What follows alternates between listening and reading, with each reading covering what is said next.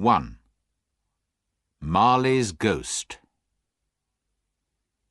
It is important to remember that Jacob Marley was dead. Did Scrooge know that? Of course he did. Scrooge and Marley had been partners in London for many years, and excellent men of business they were too. When Marley died, Scrooge continued with the business alone. Both names still stood above the office door. Scrooge and Marley. Sometimes people who were new to the business called Scrooge Scrooge, and sometimes Marley. But he answered to both names. He did not care what name they called him. The only thing that mattered to him was the business and making money. Oh, he was a hard, clever, mean old man, Scrooge was. There was nothing warm or open about him. He lived a secretive, lonely life, and took no interest in other people at all. The cold inside him made his eyes red, and his thin lips blue, and his voice high and cross. It put white frost on his old head, his eyebrows, and his chin. The frost in his heart made the air around him cold too. In the hottest days of summer, his office was as cold as ice, and it was just as cold in winter. Nobody ever stopped him in the street to say, with a happy smile, "My dear Scrooge, how are you? When will you come to see me?" No poor man asked him for money. No children asked him the time.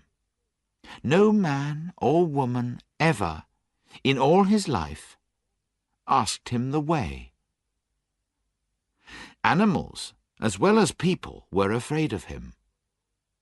Dogs used to hide in doorways when they saw him coming.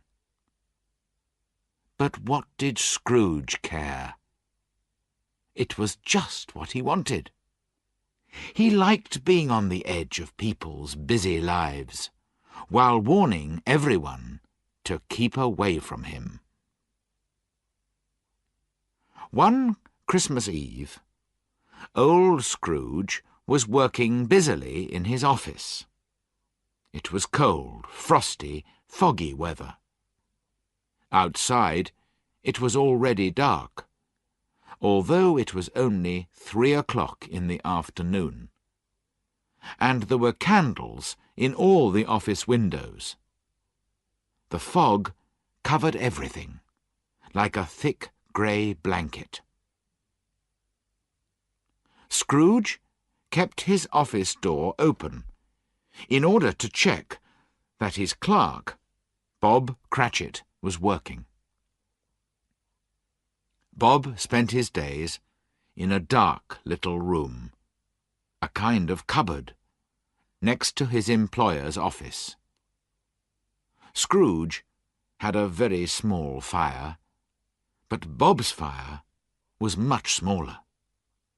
It was very cold in the cupboard, and Bob had to wear his long white scarf to try to keep warm. "Merry Christmas, Uncle! God bless you!" cried a happy voice. Scrooge's nephew had arrived. "Bah!" said Scrooge crossly. "Humbug!" "Christmas is humbug? Surely you don't mean that, Uncle," said his nephew. "I do," said Scrooge. "Why do you call it Merry Christmas? You're too poor to be merry." "Well," replied the nephew, smiling, "why are you so cross? You're too rich to be unhappy." "Of course I'm cross," answered the uncle. "When I live in a world full of stupid people like you. You say, Merry Christmas. But what is Christmas? Just a time when you spend too much, when you find yourself a year older and not an hour richer, when you have to pay your bills. Everyone who goes around saying Merry Christmas should have his tongue cut out. Yes, he should." "Uncle, please don't say that," said the nephew. "I've always thought of Christmas as a time to be helpful and kind to other people. It's the only time of the year when men and women open their hearts freely to each other. And so, Uncle, although I've never made any money from it, I think Christmas has been, and will be, a good time for me. And I say, God bless Christmas." Bob, in the cupboard, agreed loudly without thinking. He immediately realized his mistake and went quickly back to his work. But Scrooge had heard him. "If I hear another sound from you," said Scrooge, "you'll lose your job." "Don't be angry with him, Uncle," said the nephew. "Come and have dinner with us tomorrow." "Dinner with you? I'll see you dead first." "But why won't you come? Why?" "Because Christmas is humbug. Good afternoon." "I want nothing from you. I ask nothing of you. Why can't we be friends?" "Good afternoon," said Scrooge. "I am sorry, with all my heart, to find you like this.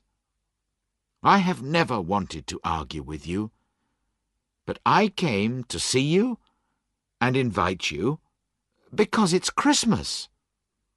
And so I'll say, a Merry Christmas, Uncle." "Good afternoon," said Scrooge. "And a Happy New Year." "Good afternoon," said Scrooge. His nephew left the room without an angry word, stopping only to wish Bob Cratchit a Merry Christmas. Then 2 other gentlemen came in. They were large, round, comfortable-looking men with books and papers in their hands. "This is Scrooge and Marley's, I think," said one of them, looking at the papers that he was carrying. "Am I speaking to Mr. Scrooge or Mr. Marley?" "Mr. Marley is dead," Scrooge replied. "He died 7 years ago today, on Christmas Eve." "I'm sure that you are just as kind to the poor as your partner," said the gentleman, smiling. What was true was that Scrooge was just as mean as Marley, and Marley had been just as mean as Scrooge. "At this happy time of year, Mr. Scrooge," the gentleman went on, taking up his pen, "we should help poor people who have no food or clothes or homes." "Are there no prisons?" asked Scrooge coldly. "Plenty of prisons," said the gentleman. "And the workhouses, where poor people can live and work? Are they still open?" "Yes, they are, I'm sorry to say." "I'm happy to hear it," said Scrooge. "I thought, from what you said at first, that perhaps these useful places were closed for some reason." "But Some of us feel, replied the gentleman, that these places don't offer enough to poor people. We're hoping to give some meat and drink, and wood for a fire, to people who need all these things. This is a time when we should all be able to enjoy ourselves. How much will you give, sir? Nothing, Scrooge replied. I don't have a Merry Christmas myself, and I won't pay for other people to be merry. We all have to pay for prisons and workhouses. They cost enough. The poor will have to go there. Many can't go there, and many prefer to die. If they prefer to die, why don't they die then? There are too many people in the world, so it's a good thing if some of them die. All this is none of my business.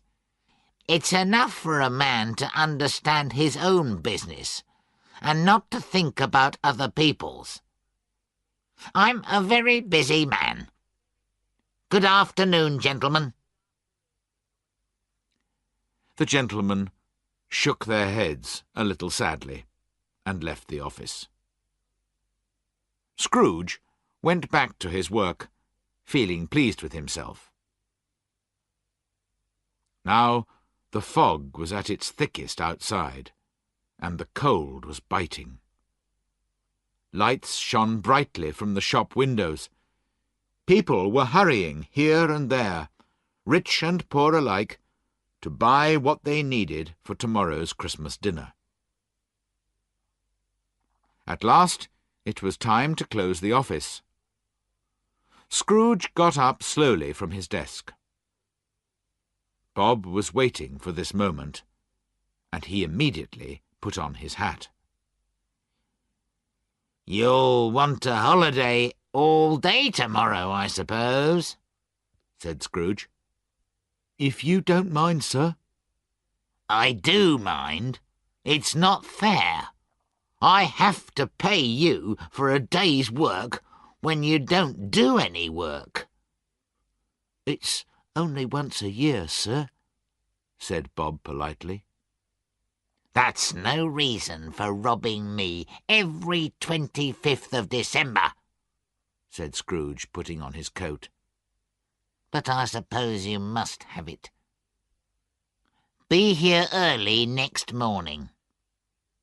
"Yes, sir, I will, I promise," Bob said happily. Scrooge walked out without another word. When Bob had closed the office, he ran home to his family in Camden Town as quickly as possible. Scrooge always used to eat his dinner alone, in the same miserable little eating-house. Tonight was no different from other nights. He read the newspapers, looked at his bank books, and went home to bed. He lived in rooms which had once belonged to his dead partner. They were in an old, dark building in a lonely side street, where no one except Scrooge lived. In the blackness of the night, through the fog and the frost, Scrooge had to feel his way along the street with his hands. He finally reached his front door and put the key in the lock. Suddenly, to his great surprise, he saw that the knocker was not a knocker any more, but had become the face of Jacob Marley. He had not thought of his partner for 7 years, until that afternoon, when he spoke Marley's name to his visitors. But there, in front of him, was Marley's face, white and ghostly, with terrible staring eyes. As Scrooge looked, it became a knocker again. He was afraid, but he did not show his fear. He turned the key, opened the door, and walked in. He did look around before he shut the door, and he did look behind the door to see if anyone was hiding there. But there was nothing there. He shut the door with a bang to show that he was not afraid. With his one candle, he went slowly up the stairs. It was impossible to see into all the dark corners. Darkness was cheap, and Scrooge liked it. But he remembered the face, so he walked through all his rooms, checking that everything was all right. Nobody under the table or the bed. Nobody behind the door. On the small fire in the bedroom, there was a pot of soup, and Scrooge's bowl was ready on the table. Nobody in any of the rooms. Sure that he was safe now, Scrooge shut and locked his bedroom door behind him. He sat down by the fire to eat his soup. The fireplace was an old one, with hundreds of pictures on the tiles around the fire. But Scrooge could only see Marley's face on every tile. "Humbug!" said Scrooge to the tiles, and walked across the room. When he sat down again, he noticed a bell on the other side of the room. As he looked, he saw, with great surprise and fear, that the bell was slowly beginning to move from side to side. Soon it was ringing loudly, and so was every bell in the house. Suddenly, they all stopped ringing at the same moment. And then came a strange noise from down below. It sounded like someone pulling heavy chains across the floor. Scrooge remembered hearing that ghosts in old houses sometimes pulled chains behind them. Then a door below opened with a crash, and the noise started coming up the stairs. It was coming towards his door. "It's humbug still!" cried Scrooge. But the colour left his face when, without stopping, it came straight through the heavy locked door and appeared in front of him. It was Marley's ghost. Scrooge could see right through its body. Around its middle was a long chain, which had money boxes, keys, bank books, and heavy purses on it. The ghost's death-cold eyes stared fixedly at Scrooge. "Well?" said Scrooge, trying to pretend that nothing strange was happening. "What do you want? And who are you?" "In life I was your partner, Jacob Marley." "It's humbug, I tell you," said Scrooge. "There are no ghosts." But when he said this, the ghost gave a terrible cry and shook its chain in a very frightening way. At once Scrooge fell on the ground in great fear, crying, "Yes, yes, you are real. I see that now. Why have you come? Why do ghosts come back from the dead? Tell me, Jacob." "The spirit of every man who does not help other people in life has to travel endlessly through the world after his death. We have to carry the chains that we made for ourselves in our lifetime. Do you, Ebenezer Scrooge, recognize my chain? It is very like the one that you wear. Scrooge looked around him, but could see no chain. Jacob, he said, please tell me more. I cannot help you much, Ebenezer. I cannot rest. I cannot stay anywhere for long. I have been dead for 7 years, and all that time I have been travelling on the wings of the wind. No peace, no rest for me in death, because I was never good or kind in life. But you were always a good man of business, Jacob, said Scrooge, who was now beginning to worry about his own life. Business, cried the ghost miserably. Why didn't I think of people as my business? I thought only about making money, not about being kind and helpful to other people. Listen to me, Ebenezer. I am here tonight to warn you.